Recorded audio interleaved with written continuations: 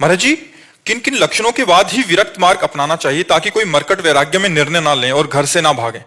पहली बात, तीन बातें हैं जो हमारे परमार्थ को मिटिया मेट कर देते हैं। पहला है काम भोग, कंचन, कामनी, कीर्ति। तीन बातें कहेंगे तो सबसे पहला साधक के जीवन में काम भोग आता है। यदि वो स्त्री विजयी है तो विरक्त मार्ग में कदम रखे नहीं, चुपचाप घर गृहस्थी में ब्याह करके अपने भजन को पुष्ट करे। स्त्री विजयी का मतलब हमारे पास अगर भोग उपस्थित है, भोगने का समय भी है, लेकिन हम नहीं भोगेंगे क्योंकि हम वैराग्य मार्ग के पथिक हैं। इतनी दम हो, बांध लगोटा बचा केंद्री कभी न देखा पर नारी, धर्म के टुकड़े खाकर भैया चढ़ी बदन पे तैयारी। तो परमार्थ में कदम रखना चाहिए? नहीं रखना चाहिए। तो जब ये स्थिति हमारे अंदर आ जाए कि पराई माता बहन अगर हमारे पास भी बैठी हो तो भी हमारा मन गलत मार्ग में ना जाए, तो वैराग्य का हिम्मत करे। दूसरी बात, अगर हमको भीख मांग के खाना पड़ रहा है और हमें भीख भी नहीं मिल रही है तो भी हमें रुपए का चिंतन नहीं होना चाहिए। धनी पुरुषों की चाटुकारिता नहीं होनी चाहिए। अगर ये है तो बाबागिरी आग लगे। वो किसी काम की बाबागिरी नहीं जो धनियों के पीछे धन के लिए लालसा करके उनकी चाटुकारिता करे, वो बाबागिरी नहीं है। बाबा मंगबो भलो न बाप सो जो प्रभु राखे टेक।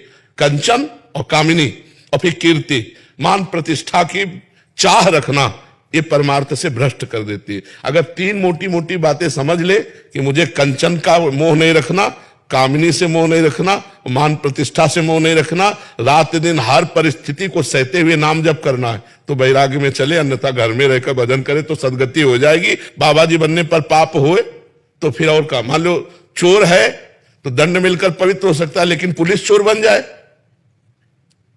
तो फिर विशेष दंड नहीं, क्योंकि तुम कानून के रखवाले होकर कानून का हतन कर रहे हो। इसलिए वो तो कानून का विरोधी है क्योंकि जानता नहीं है, और तुम तो कानून को जानते हो। ऐसे ही संसार का पापी जीव तो जानता नहीं धर्म को, तुम तो धर्मात्मा हो, बाबा जी उपदेष्टा हो, तुम विशेष पापी हो, विशेष दंड के अधिकारी हो। अगर कोई वेश रखकर पाप करे तो विशेष दंड का अधिकारी होता है। इसलिए भगवान के भजन करने के लिए दो मार्ग हैं, एक गृहस्थ मार्ग, एक विरक्त मार्ग। गृहस्थ मार्ग में आप जैसे हो अपने अनुसार चलते हुए घर गृहस्थी का पालन करते हुए राधा राधा जप रहे हो, भूखे को भोजन पवा दिया, कभी किसी बीमार को औषधि दे दिया, बढ़िया भजन हो रहा है। बाबा जी बनकर दूसरी माता बहनों की तरफ गंदी दृष्टि रखना, सेठ की चाटुकारिता करना और अपने सम्मान के लिए नौटंकी नाटक करना, घोर नरक मिलेगा, पक्का समझ लो। ऐसा नहीं कि बाबा जी बन गए तो तुम्हारे लिए बीमार ही आएगा, नहीं। तो हरई शिष्य धन सो कन हरई, सो गुरु घोर नरक वहां पर।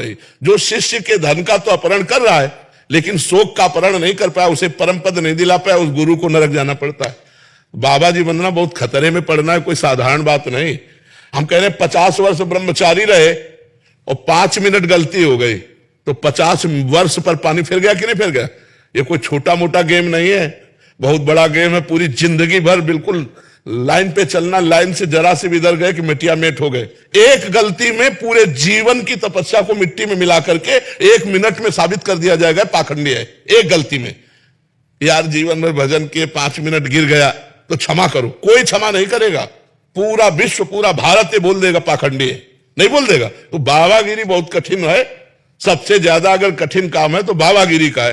पूरे जीवन मनोरंजन नहीं, पूरे जीवन कभी मन का जो चाल है उसके अनुसार नहीं चला गया, उसके खिलाफ चला गया, और 1 मिनट चूक हो जाए तो कोई क्षमा नहीं करेगा। ऐसी है बाबागिरी। इसलिए पूरी तलवार की धार कही गई है, ज्ञान के पंथ कृपान के धारा और परत खगेश लगे नहीं बारा। इसलिए बाबा जी तो बनोमती हाँ, अपने घर में गरम गरम रोटी पाओ और राधा राधा जपो, इससे कल्याण हो। कलयुग है, कलयुग है। बाबागिरी का निर्वाह करना बहुत कठिन है। और अपने लोग गंगा किनारे 20 वर्ष भगवान जैसे, तो वो निर्वाह हो गया। अच्छा, अब समय गंगा किनारे भ्रमण करने का भी नहीं रह गया, मार डाले जाओगे, चोर कह देंगे, बच्चा चोर कह देंगे, कुछ भी कह सकते हैं, नहीं कह सकते। बाबा जी मत बोलना, बाबा जी बोलने के रहता है। महाराज जी, मैं भी जैसे ठाकुर शेरदास जी की तरह प्रतिदिन के 3 लाख नाम जप करना चाहता हूं। नाम जप करना चाहते हो लेकिन भेष मत बदलना, पैंटे शर्ट में रहना। हाँ, अपने घर के हाँ, भेष बदलना बहुत कठिन है, बहुत कठिन है। जरा सा भी चूक हो जाए तो भाई कोई बर्दाश्त नहीं करेगा, इसलिए बहुत सावधानी। अच्छा, हमें और कोई बर्दाश्त करे चाहे न करे, ईमानदारी वाला जीवन जीना चाहिए। देखो गृहस्थ है, अपना ब्याह कर लो, 10 पैसे कमाओ मेहनत से, खुद खाओ दूसरों को भी खवाओ, नाम जप करो, बढ़िया जीवन है। अब बाबा जी बन करके मांग के खाना, पूरे जीवन बस अलर्ट रहना, तनिक भी गलती नहीं होना, तो भाई मान लो बाबा जी बनने का मतलब मैं मरा, ऐसा मान ले तो जी जाएगा। मरो रे जोगी मरो मरनो है ति मीठो, ऐसे मर के देखो जैसे गोरख मर दीठो, गोरखनाथ जी कहते हैं। अपने को मन मारा तन बस में कीना, हुआ भरम सब दूर, बाहर से कछ दिखत नहीं अंदर चमके नूर, आपो त्याग जगत में बैठे नहीं किसी से काम, उनमें तो कछु अंतर नहीं संत का उचाय राम। वो बात एक स्थिति है। नहीं महाराज जी, मतलब शादी का वैसा कोई वो नहीं, कोई आकर्षण नहीं। अब देख लियो तुम आकर्षण, श्रृंगी ऋषि का नाम सुना है?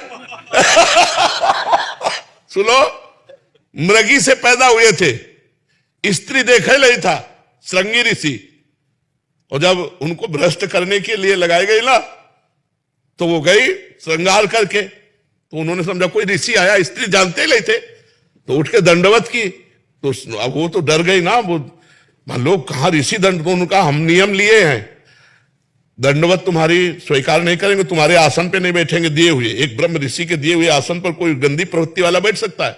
और वो गलत भाव लेके गई थी।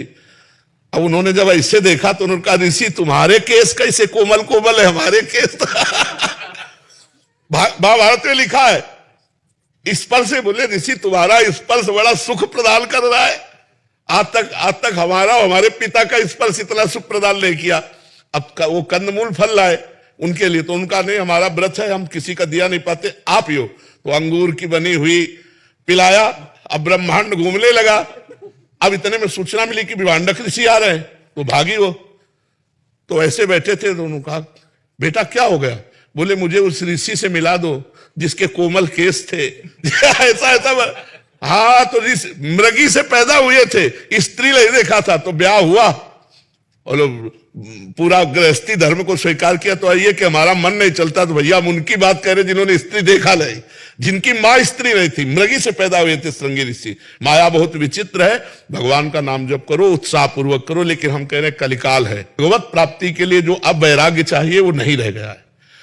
कोई घर ऐसे मुश्किल मिलना होगा जहां शराब न पी जाती हो, जहां मांस न खाया जाता हो, मतलब ये तो पवित्र धाम है। तब हम बात करें, जैसे अन्यत्र जो है भिक्षा लेने लायक नहीं रह गया, यहाँ पवित्र धाम है। हमारा ब्रज क्षेत्र भगवान का स्वरूप, अरे हमारे पवित्र धामों में तो इतना शासन हो जाना चाहिए कि यहाँ मांस मदिरा बिक्री नहीं होनी चाहिए। ये पवित्र धाम है, ब्रज 84 को यहाँ की रज में लोटो, चरणामृत पियो, ठाकुर दर्शन करो। अब हम उनके घरों में कैसे रोटी मांगे जिनके घर में मदिरापान होता है, जिनके घर में मांस भक्षण होता है? तो अब साधुता का निर्वाह करना बहुत कठिन है। अच्छा, हम जिएंगे तो तुम्हारे दिए ही तो जिएंगे, आप विचार करो। अब पापी पुरुष हमको देगा तो हमारी बुद्धि पाप में होगी कि नहीं होगी? हम कहां जिएंगे? जिएंगे तो तुम्हारे बीच में, कहां खाएंगे? खाएंगे तो तुम्हारे बीच में, रहेंगे तो तुम्हारे बीच में, और तुम्हारे आचरण भ्रष्ट हो रहे हैं, तो हम जिएंगे, हम खाएंगे तो हमारी बुद्धि भी भ्रष्ट होगी। बाबा जी बनकर भगवत प्राप्ति करना बहुत कठिन, बहुत कठिन है, क्योंकि हम उसको देख रहे हैं। इसीलिए जितने बन गए वो बढ़िया है, आगे सोच समझ के बने। बहुत कठिन कलिकाल। निम्रता बहुत है इंसान। नम्रता ऐसे नहीं है, एक भी गलती हम बर्दाश्त नहीं करते। बाबा जी बने थे तो क्या सोच के बने थे? किसी माता बहन की तरफ आंख नहीं उठा सकते, या आए हुए किसी व्यक्ति से ऐसे नहीं कर सकते, एक भी नहीं। बताओ अगर तुमसे कोई कहता हो कि यहाँ रुपया चढ़ा दो, ऐसे रुपया दो, किसी तरह की फीस ली जाती है? मैंने आज अभी देखा कुछ, वो बाहर से आए, वो कुछ दे रहे थे, उन्होंने नहीं लिया, सामने बैठे हुए। हाँ, अभी बाहर से स्पेन से आए, सब आपके सीखे था सब। हाँ, नहीं बिल्कुल उन्होंने कहा। हाँ, यहाँ शासन का मतलब बिल्कुल ऐसा है। तो ये सब शिक्षा प्राप्त किए हुए हैं, इसीलिए चल रहे, और चल रहे इसीलिए सब कोई बात मान रहा है। नहीं, यही गलत करने लगे तो बोले चेला को तो संभाल नहीं पा रहे, कहने लगे लालू